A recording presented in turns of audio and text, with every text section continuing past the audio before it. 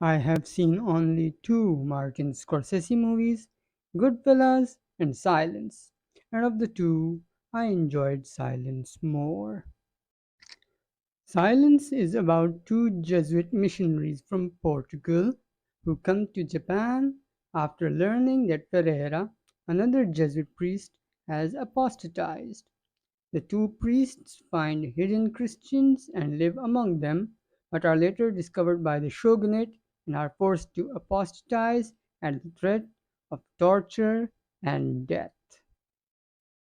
I initially watched Silence because it had Liam Neeson, who played Qui-Gon Jinn in the Star Wars prequel trilogy, Adam Driver, who played Kylo Ren in the sequel trilogy, and Andrew Garfield, who played Spider-Man in the 2012 movie The Amazing Spider-Man.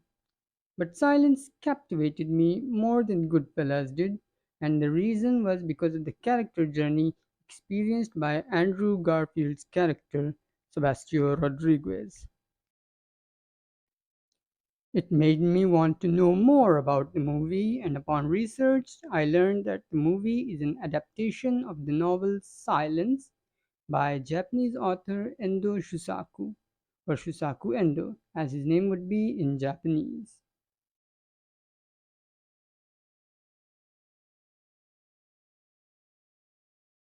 And that brings us to the topic of this video, Endo Shusaku's later novel, Kiku's Prayer.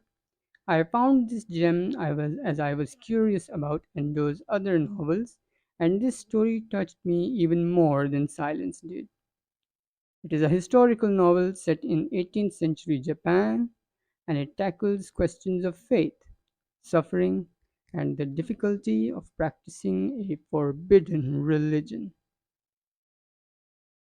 The novel follows a young girl named Kiku who lives in a village near the city of Nagasaki. She climbs a tree on a dare one day but ends up stuck. A passing young man named Sekichi helps her down and Kiku becomes infatuated with him. The young man is driven away by Kiku's older brother for being a Kuro. Kiku is told to keep away from Kuros as they are evil, but she receives no explanation beyond that.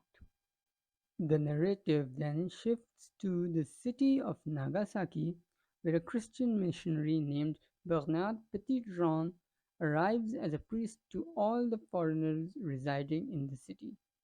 However, the true reason Petitjean chose to come to Japan is because he believes that there are hidden Christians living in the country, out of sight of the shogunate. He asks around unsuccessfully if the Japanese know of any hidden Christians and is warned against doing so by a Japanese official named Ito Seizaemon. The novel shifts to 10 years in the future. Kiku is sent to Nagasaki to work as a servant at a merchant's house. By a chance meeting, Kiku meets Sekichi there as well, and the two of them begin their friendship anew. Kiku goes to see the church of Nagasaki once it is completed and sees Sekichi there as well. Sekichi makes a strange sign with his hands, making Kiku suspicious that he is a secret Christian. She later meets Sekichi and asks him about it. Sekichi gets defensive and the two of them part ways unamicably. Petit Jean is approached by some Japanese Christians who come to the church in secret. Petit Jean is told by Ito Seizaemon to not let Japanese people inside the church. Petit Jean, however, secretly ministers to hidden Christians of Japan, unaware that he is under observation by officials. The officials do not interfere as they do not want a political problem in their hands, but once the Japanese Christians become bold and start worshipping openly, the officials immediately have them arrested and moved to secret prisons where they are tortured to make them apostatize. Kiku is expelled from the merchant's house, so she begins working at Petit Jean's church. However, she needs money to travel to where Sekichi is being held in the Tsuwano domain, so she turns towards prostitution. One of her clients is Ito Seizaemon, who is now responsible for watching over the imprisoned Japanese Christians. Kiku entrusts her hard-earned money to him to spare Sekichi from torture. Ito Seizaemon, however, spends the money on himself. Kiku contracts tuberculosis and dies in front of the statue of Saint Mary in Petite Jean's church. After the Meiji Restoration, freedom of religion is introduced and the Christians are released. Several years later, Sekichi meets Ito Seizaemon, who tells him he had converted to Christianity because of the guilt he felt in torturing Christians. The former official confesses his role in abusing Kiku, and Sekichi restrains himself from beating him and accepts that Kiku's life was meaningful for having led a man such as Ito Seizaemon to become Christian.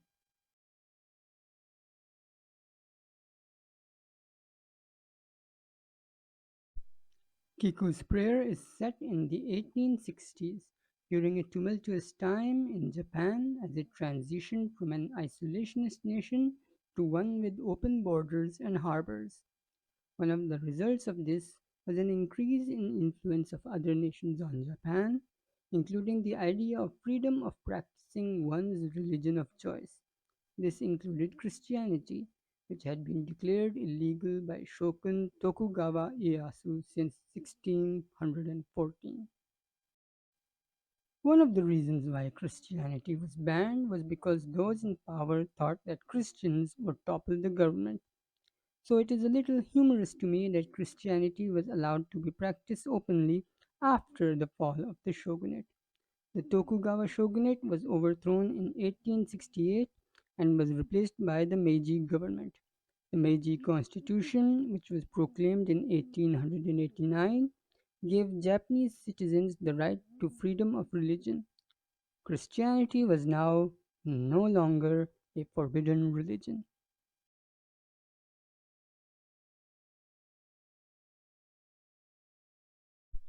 What I like about this novel are the characters. Any novel lives and dies by how well its characters are written, and Kiku's Prayer does not disappoint. The main character, Kiku, is an interesting case in that she doesn't change as much as a person, but her feelings towards Sekichi fluctuate. Initially, she loves him simply for being a handsome young man who rescued her.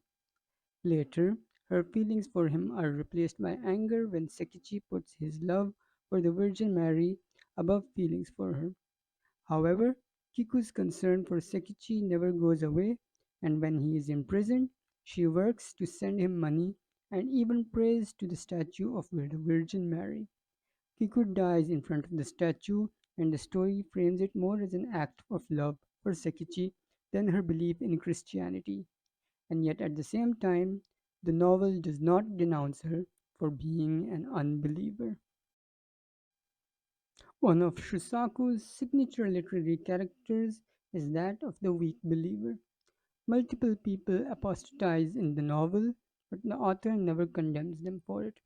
Recanting one's faith is shown to be simply a matter of someone breaking under torture and not a moral failing.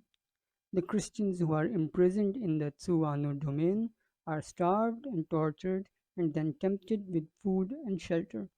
Several Christians apostatize, but later smuggle some of their food to other Christians so that they may not starve. In this manner, the novel presents their apostasy not as weakness, but as a form of self sacrifice, wherein they give up their faith to feed the faithful. Sekichi is probably the most static character in the novel, with his faith being unshakable no matter what happens. But the most dynamic character is Ito Seizaemon, who starts out as a petty official but converts after witnessing the faith of the Japanese Christians. Ito Seizaemon's narrative journey starts as the official keeping track of Bernard Petitjean's activities.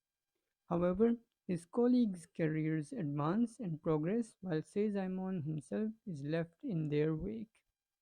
Even when he is posted as a warden of the imprisoned Christians in Tsuwano, it is made clear by the narrative that his career is at a dead end. His entreaties to his former colleagues fall on deaf ears.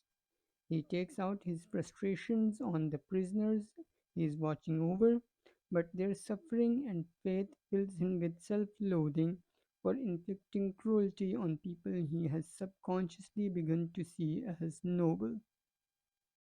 The death of Kiku is the last act that pushes him towards the Christian faith, as despite his cruelty towards her, Seizaimon loved Kiku and is devastated by her death.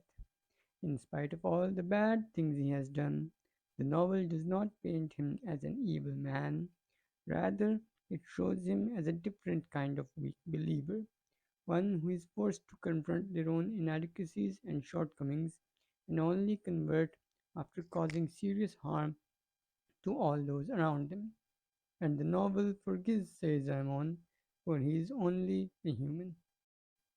It is rare for a novel to forgive its characters' wrongdoing, not just because they turn towards the light, but for simply being human.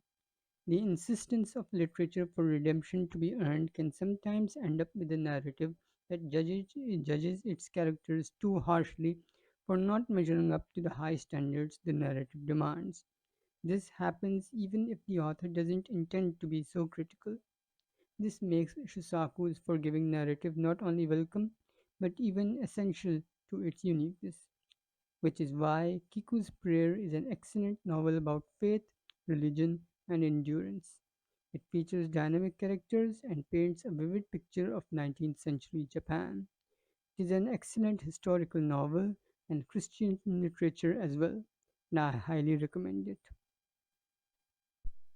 With that said, thank you for listening to this video. Please consider liking and subscribing if you would like to see more content like this. Goodbye.